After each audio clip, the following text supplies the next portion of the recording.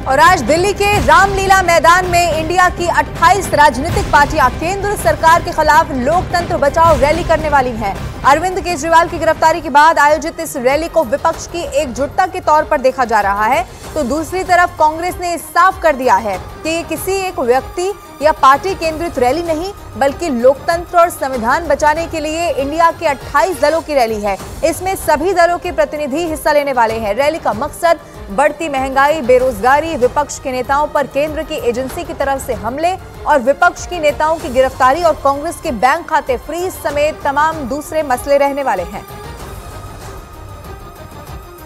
आज दिल्ली में इंडिया की महारैली होने जा रही है। दिल्ली के ऐतिहासिक रामलीला मैदान में होने जा रही इस रैली के लिए देश के अलग अलग हिस्सों से दिग्गज दिल्ली में ही जुटने लगे हैं। विपक्षी दलों के गठबंधन ने महारैली का नारा दिया है, तानाशाही हटाओ, लोकतंत्र बचाओ। हालांकि विपक्षी एकता में ही फूट पड़ी हुई है। महाराष्ट्र और बिहार में गठबंधन में सीट शेयरिंग पर बवाल थम ही नहीं रहा है। अब ऐसे में सवाल ये है कि कैसे कामयाब होगी दिल्ली में विपक्ष की ये महारैली।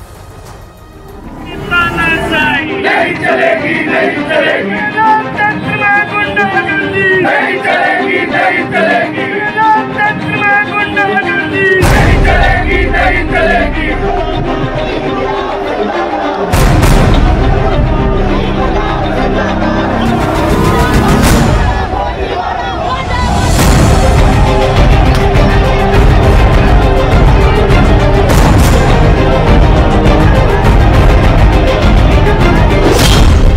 दिल्ली में इंडिया का शक्ति प्रदर्शन।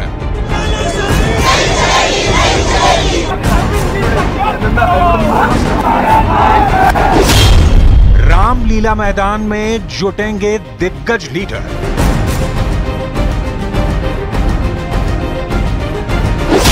महारैली की शर्त कैसे निभाएगा इंडिया गठबंधन?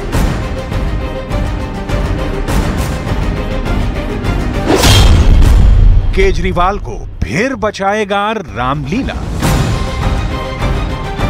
विपक्ष के दिग्गज दिल्ली में जुटने लगे हैं। झारखंड से, कश्मीर से, महाराष्ट्र से, बंगाल से, पंजाब से नेता दिल्ली में डेरा डाल रहे हैं, क्योंकि रामलीला मैदान में मोदी के खिलाफ इंडिया गठबंधन मोर्चा खोलने जा रहा है। मोदी लहर के खिलाफ इंडिया गठबंधन के 13 दल कमर कस चुके हैं। नरेंद्र मोदी को टक्कर देने के लिए विपक्षी गठबंधन दिल्ली में जुटने जा रहा है। दिल्ली के उसी रामलीला ग्राउंड में विपक्ष की महारैली होनी है। वो रामलीला मैदान जिससे एक बड़ा आंदोलन शुरू हुआ, आंदोलन के बाद आम आदमी पार्टी उससे निकली और अब उसी मैदान में उस आंदोलन की एक तरीके से लीड करने वाले अरविंद केजरीवाल जब दिल्ली के मुख्यमंत्री बने तो फिलहाल वो ईडी की गिरफ्त में है, कस्टडी में है और ऐसे में अब इसी रामलीला मैदान में एक बड़ी महारैली आम आदमी पार्टी के साथ साथ जो महागठबंधन की तमाम पार्टियां हैं, इंडिया गठबंधन जिसको हम कहते हैं, वो एक बड़ी महारैली यहाँ पर 31 मार्च यानी कल रविवार को यहाँ पर होने जा रही है और इसको लेकर बाकायदा स्लोगन ये दिया गया है कि तानाशाही हटाओ, देश बचाओ। और एक तरीके से इस रैली में ये कहा जा रहा है कि 20,000 से ज्यादा लोग यहाँ पर शामिल होंगे। आप तैयारियों पर अगर देखेंगे तो कुर्सी लग चुकी है, पंडाल यहाँ पर लग चुका है, स्टेज बनाने का काम पीछे चलता हुआ मुझे दिखाई दे रहा है। तो एक तरीके से करीब 20,000 से ज्यादा लोगों को यहाँ पर इकट्ठा करने की कवायद इंडिया गठबंधन की रहेगी। और इस रैली में कल राहुल गांधी, मल्लिकार्जुन खड़गे कांग्रेस के अध्यक्ष हैं, इसके अलावा पूर्व कांग्रेस अध्यक्ष सोनिया गांधी यहाँ पर आएंगी। इसके अलावा शरद पवार बड़े नेताओं में यहाँ पर मौजूद रहेंगे। यूपी से समाजवादी पार्टी के नेता हैं अखिलेश यादव, वो यहाँ पर मौजूद रहेंगे। तो देश भर के इंडिया गठबंधन के तमाम 13 से 14 दलों के बड़े शीर्ष नेता इंडिया गठबंधन के बैनर तले यहाँ पर रामलीला मैदान में इकट्ठे होंगे। जो मैदान इस देश की राजनीति के ऐतिहासिक पलों का गवाह रहा, उस रामलीला मैदान को विपक्ष ने मोदी के खिलाफ चुनौती देने के लिए क्यों चुना है, इसे बताएं। इससे पहले जान लीजिए कि विपक्ष को पहले इस महारैली के आयोजन में बड़ी अड़चन आ रही थी, लेकिन अब दिल्ली पुलिस और चुनाव आयोग की तरफ से इजाजत मिल चुकी है, मगर कुछ शर्तों के साथ। दिल्ली पुलिस ने इंडिया गठबंधन की महारैली को लेकर एक एनओसी जारी की है, जिसके अनुसार इस रैली में 20,000 लोगों को जुटाने की ही अनुमति है। रामलीला मैदान में होने जा रही ये रैली सुबह 9:30 बजे शुरू होगी और दोपहर 2 बजे तक चलेगी। इस रैली के लिए आम आदमी पार्टी युद्ध स्तर पर काम कर रही है। आम आदमी पार्टी के नेता घर घर जाकर दिल्ली के लोगों को इस रैली में आने के लिए न्योता दे रहे हैं। विपक्ष का दावा है कि लाखों लोग रामलीला मैदान में हुंकार भरेंगे, जबकि रैली की शर्तें तय हैं। रामलीला मैदान में महारैली के जरिए इंडिया गठबंधन की कोशिश लोकसभा चुनाव प्रचार में अपनी मौजूदगी दर्ज कराने की है। साथ ही एक कोशिश ये भी है कि बीजेपी को एक संदेश दिया जाए कि आने वाले लोकसभा चुनाव में सभी विपक्षी दलों को एक बैनर तले लाकर कड़ी टक्कर दी जाएगी, जिसके लिए दिल्ली के रामलीला मैदान में होने जा रही रैली में इंडिया गठबंधन के कई दिग्गज नेता शामिल होने वाले हैं। सूत्रों की माने तो रामलीला मैदान की महारैली में उद्धव ठाकरे, शरद पवार, अखिलेश यादव, तेजस्वी यादव, चंपई सोरेन, भगवंत मान, Derek O'Brien, DMK, Farooq Abdullah, Mehbooba Mufti, Sitaram Yechury, D राजा, दीपांकर और जी देवराजन शामिल होंगे। महारैली के लिए एक नारा भी रखा गया है, जो तानाशाही हटाओ लोकतंत्र बचाओ है। और इस महारैली के जरिए इंडी अलायंस के नेता एकता दिखाने की कोशिश करने वाले हैं। कांग्रेस नेता जयराम रमेश का ये कहना है कि हमारा सीट शेयरिंग का नहीं बल्कि विचारधारा का ये गठबंधन है, तो वहीं भारतीय जनता पार्टी ने इसे ठगबंधन और भ्रष्टाचारियों का गठबंधन बता दिया। जून से लेकर हम इंडिया जनबंधन के प्रयास में थे। खड़गे जी, राहुल जी, सोनिया जी सब लगे हुए थे और सिर्फ दो ही पार्टियां हैं, एक तो नीतीश कुमार जी पलटी कर गए और दूसरे आरएलडी छोड़कर चला गया। पर आरएलडी तो असली आरएलडी नहीं था, जो असली आरएलडी है हमारे साथ। रामलीला मैदान में सभी पार्टियां मौजूद होंगी और लोकतंत्र बचाओ, संविधान बचाओ नारा को लेकर एक महारैली का आयोजन किया गया है। तो एकजुटता है, हम एकजुट हैं।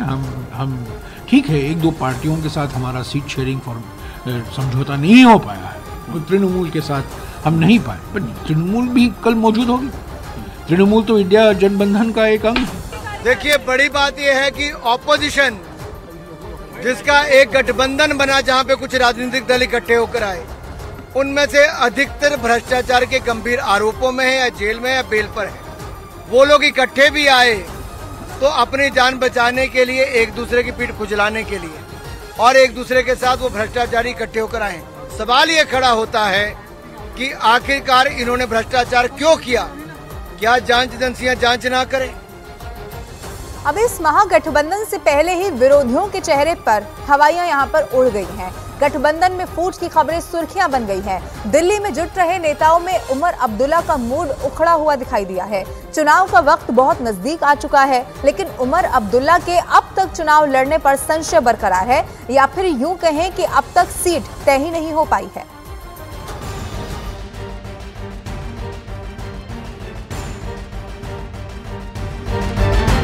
इंडिया अलायंस के तरफ से दिल्ली में रामलीला मैदान में एक प्रोग्राम किया जा रहा है और नेशनल कॉन्फ्रेंस के तरफ से हमारे सदर जनाब फारूक अब्दुल्ला साहब वो शिरकत करेंगे उसमें। रामलीला मैदान की महारैली का ऐलान दिल्ली कांग्रेस ने किया था और इसको सफल बनाने की कमान पार्टी महासचिव केसी वेणुगोपाल को सौंपी गई। रैली को सफल बनाने के लिए पार्टी ने हरियाणा के नेताओं के साथ बैठक कर तैयारियों का जायजा लिया है। इंडिया गठबंधन की रैली में कांग्रेस अध्यक्ष मल्लिकार्जुन खड़गे और राहुल गांधी तो शामिल होंगे ही, कांग्रेस की पूर्व अध्यक्ष सोनिया गांधी भी रैली में शामिल हो सकती हैं।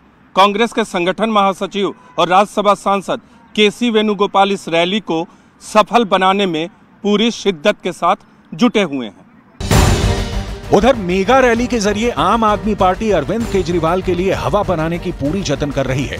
आप सूत्रों के मुताबिक महारैली में अरविंद केजरीवाल की पत्नी सुनीता केजरीवाल भी शामिल होंगी। रैली में सुनीता केजरीवाल पति के संदेश को पढ़ेंगी। रैली से पहले ही सुनीता केजरीवाल ने एक अभियान छेड़ दिया है। सुनीता केजरीवाल नियमित तौर पर ईडी की हिरासत में अरविंद केजरीवाल से मुलाकात कर रही हैं और साथ ही उनका संदेश जनता तक भी वीडियो के जरिए पहुंचा रही हैं। केजरीवाल की गिरफ्तारी के बाद से उन्होंने अब तक 3 वीडियो जारी किए हैं, जिनमें सुनीता ने जनता से सीएम केजरीवाल के लिए प्रार्थना करने की अपील की है। इसके साथ केजरीवाल की पत्नी सुनीता केजरीवाल ने व्हाट्सएप नंबर 8297324624 जारी कर अभियान शुरू किया है। इस अभियान का नाम है केजरीवाल को आशीर्वाद, जिसमें दिए गए नंबर पर आशीर्वाद, दुआएं और प्रार्थनाएं भेजने की अपील की गई है। सुनीता केजरीवाल ने ये भी बताया है कि आप समर्थक केजरीवाल के लिए व्रत रख रहे हैं। दिल्ली सरकार में मंत्री गोपाल राय ने महारैली से पहले मोदी सरकार पर जमकर निशाना साधा है। इस तानाशाही के खिलाफ लोकतंत्र की जो हत्या हो रही है पूरे देश के अंदर, एजेंसियों का जो दुरुपयोग हो रहा है, उसके खिलाफ यहाँ रामलीला मैदान में पूरा इंडिया गठबंधन इकट्ठा हो रहा है। देश भर से जो इंडिया गठबंधन के एलाइज पार्टियां हैं, उनके शीर्ष नेतृत्व रामलीला मैदान में कल आ रहे हैं। दिल्ली के लोग उनके साथ मिलकर के इस तानाशाही के खिलाफ लोकतंत्र को बचाने के लिए अपनी आवाज बुलंद करेंगे। इस रैली का है तानाशाही हटाओ, लोकतंत्र बचाओ। इसको लेकर के ये रैली की जा रही है। पूरे देश के अंदर जिस तरह से लोकतंत्र की हत्या हो रही है, तानाशाही स्थापित हो रही है, इसलिए इस रैली का जो मेन स्लोगन है तानाशाही हटाओ, लोकतंत्र बचाओ। उधर जनता से आशीर्वाद मांग रहे केजरीवाल को मनोज तिवारी श्राप से बचने की सलाह दे रहे हैं। तो ऐसे व्यक्ति को दिल्ली आशीर्वाद नहीं बल्कि दिल्ली इस समय शाप दे रही है कि अरविंद केजरीवाल जो जैसा किए हैं वैसा भर रहे हैं। कोई भी व्यक्ति दिल्ली का एक आदमी इनके समर्थन में सड़कों पे आने को तैयार नहीं। तो भ्रष्टाचारी व्यक्ति कभी भी अगर उसकी तुलना कोई स्वतंत्रता सेनानी से करे तो स्वतंत्रता सेनानियों का बहुत बड़ा अपमान है।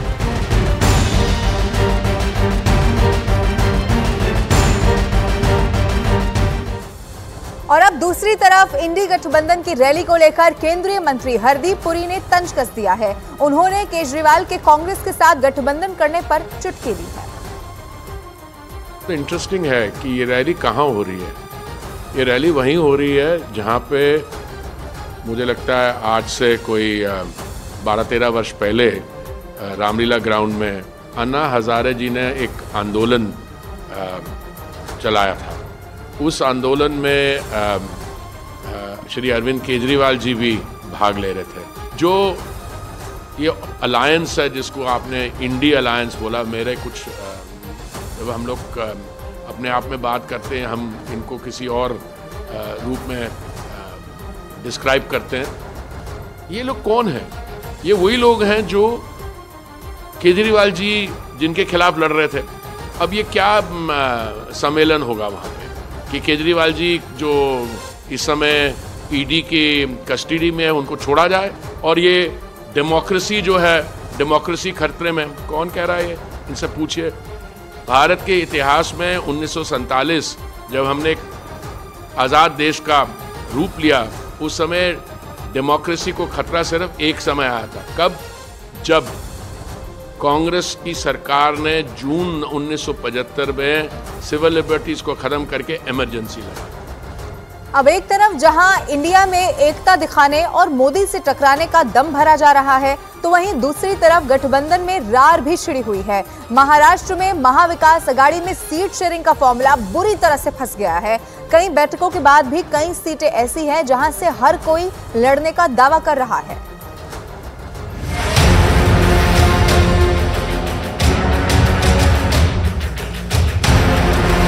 महाराष्ट्र की 4 से 6 सीटों पर कांग्रेस पार्टी महाविकास अघाड़ी के दूसरे साथी उद्धव गुट और शरद पवार गुट के सामने प्रत्याशी उतारने की तैयारी कर रही है। बताया जा रहा है कि सांगली, भिवंडी और मुंबई की 2 लोकसभा सीटों पर कांग्रेस फ्रेंडली फाइट करने वाली है। महाराष्ट्र कांग्रेस के कार्यकारी अध्यक्ष नसीम खान ने बताया कि आला कमान का फैसला है कि कांग्रेस 6 सीटों पर फ्रेंडली फाइट करेगी।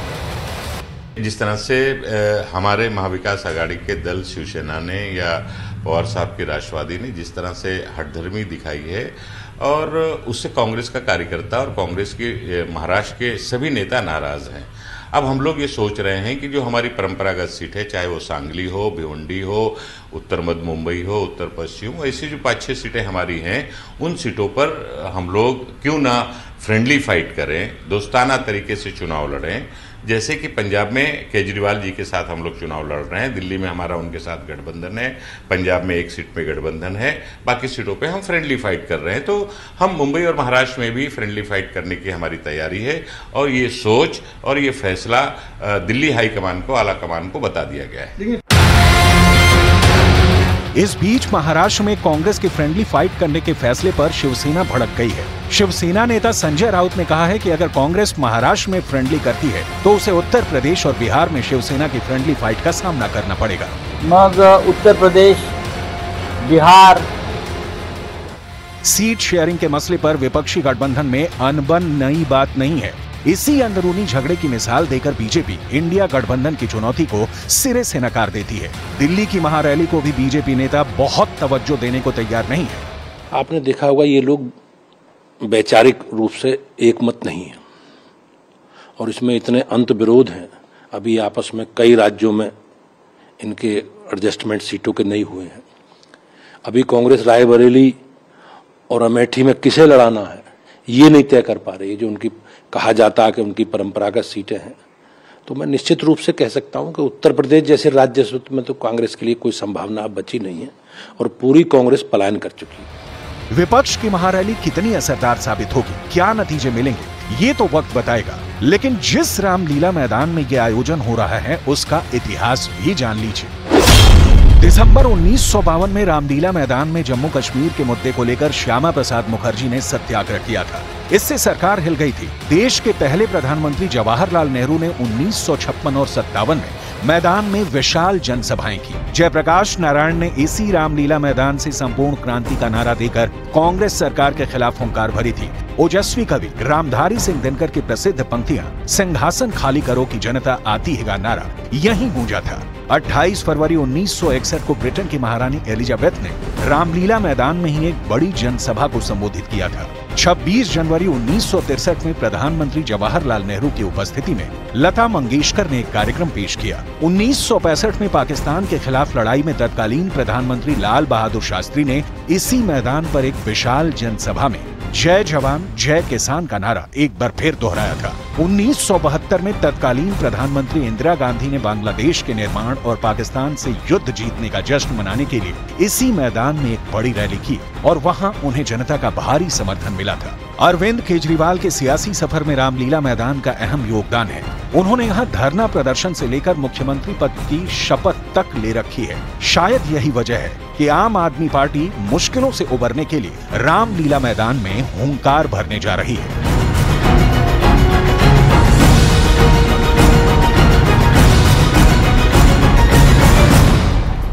और इधर बीजेपी नेता